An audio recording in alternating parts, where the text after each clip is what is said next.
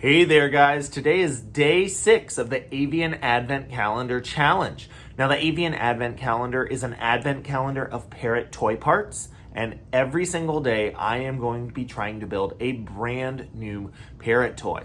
So if that is something that you guys want to see, you want to make sure to stay tuned because that is going to be coming up right after this.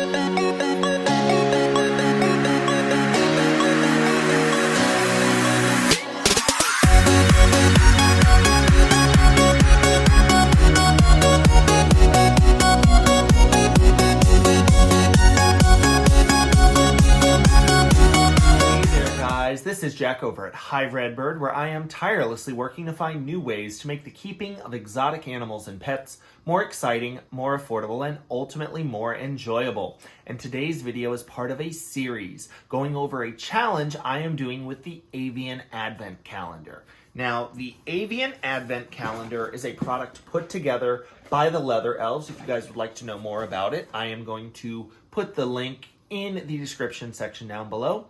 But basically, it is an advent calendar of parrot toy parts. So I am going to be challenged every single day to put together a brand new toy using the toy parts that come in the individual boxes. So there's a couple of things to keep in mind here. First and foremost, the best part of this, we're going to be building a brand new toy every single day, December 1st through the 25th. So you definitely want to make sure that you pay attention to that. Now, we are going to be using a variety of different toy parts, and I think it's really important that people learn to work with a variety of different parrot toy parts. Sometimes there's going to be things that you're not as comfortable using or that you're just not as familiar with using, but your bird could definitely benefit from that. So we're going to be paying attention to the variety of different items that are available in the boxes and make sure that we use them appropriately. Now, this is also designed to help everyone build skills as a parrot toy maker. So we want to make sure we're paying attention to things like, what's the purpose of this toy? How is your animal going to be using it? How can we make sure that it's going to be safe? Do we need to pay attention to things like cleanliness? Keeping an item clean, which can be an issue with certain parrot toys, how you're going to present it. Obviously, the presentation of different items can change how interested your bird is in interacting with certain things. So we're going to be covering a variety of different approaches, different toy making techniques. So hopefully, at the end of this 25-day period, everyone who watches this series will have better skills and be a better parrot toy maker. So there's a lot of things we're trying to accomplish here.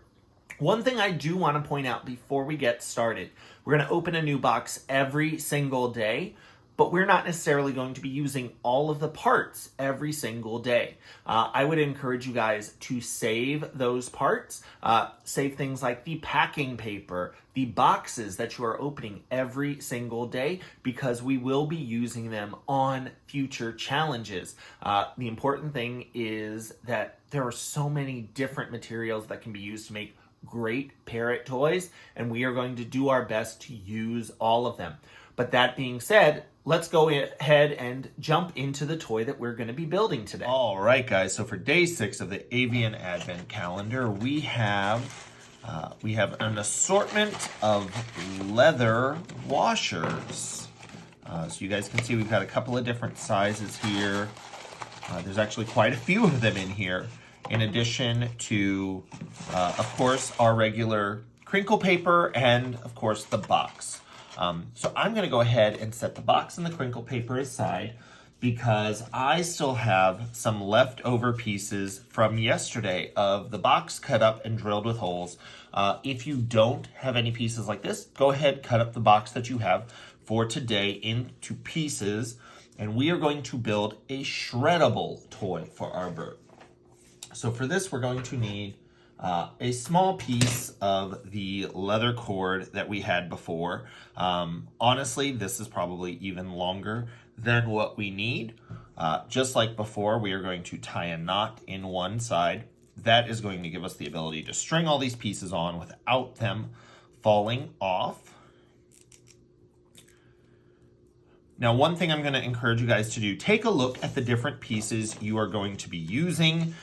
You can see these leather washers. Some of them have larger holes in the middle. If you don't have a large enough knot, what could happen is that could slip over the end.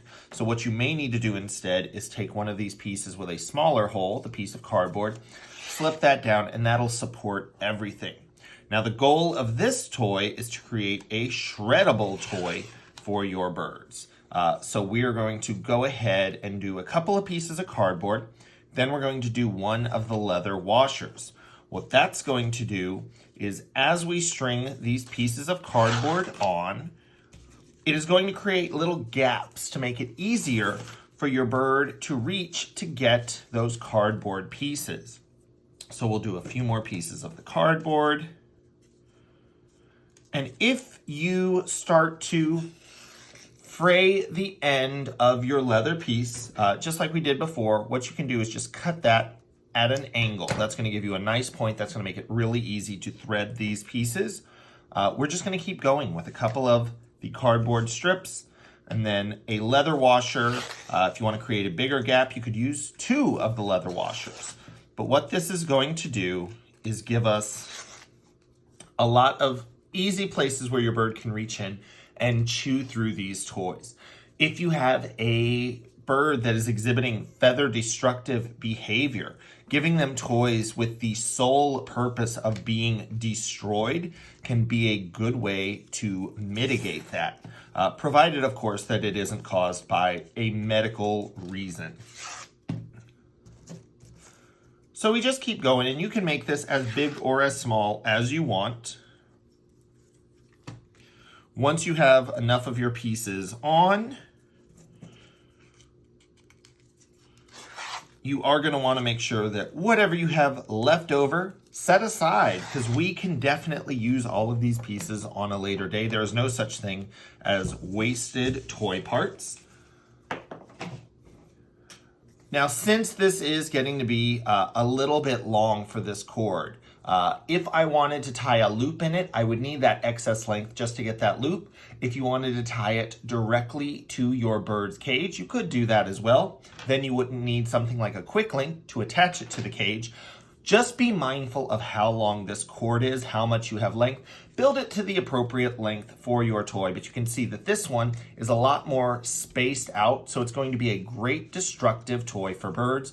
So I certainly hope that this was helpful for you guys, and if you like this tutorial, go ahead, give it a thumbs up, and subscribe to the Hi Redbird channel if you haven't already, so you don't miss out on a single day of the Avian Advent Calendar Challenge. You need to say thank you to my Patreon patrons for helping to make these videos possible. You can find out more by visiting Hi Redbird on Patreon or clicking the link in the description section down below if you would like more information. Thanks!